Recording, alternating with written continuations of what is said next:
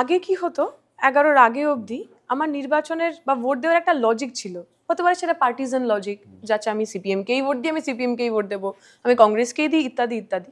কিন্তু তার মধ্যে কোথাও না তোমার আইডেন্টিটি, তোমার ধর্মীয় আইডেন্টিটি কখনো কোনো দিনের জন্য সেটা ম্যাটার করেনি।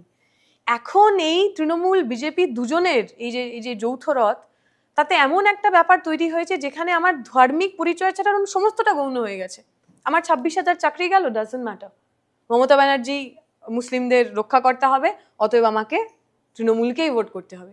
সারা দেশ জুড়ে পড়াশুনো শেষ, চাকরি বাকরি হচ্ছে না, জিডিপি তলানিতে, কিন্তু যেহেতু আমি হিন্দু, নরেন্দ্র মোদী বলেছেন সমস্ত হিন্দুদের উনি বাঁচাবেন, অতএব আমাকে বিজেপিকেই ভোট করতে হবে।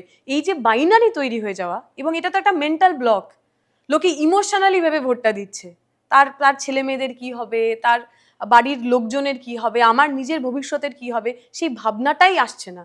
এইটা আমাদের জন্য অবশ্যই ভয়ের কারণ, এইটা আমাদের জন্য মানে আশঙ্কার কারণ আমি বলবো।